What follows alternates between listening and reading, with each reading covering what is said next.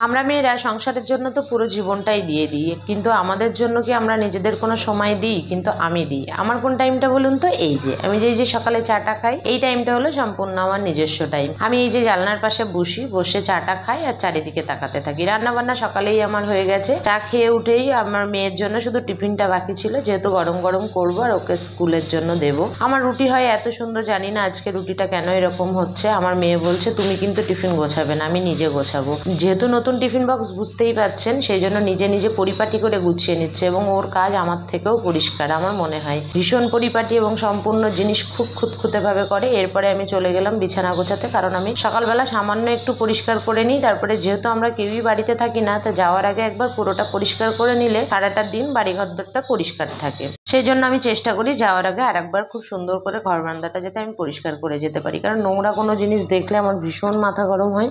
এরপর স্নান কমপ্লিট করে সবাই মিলে রেডি হয়ে কিন্তু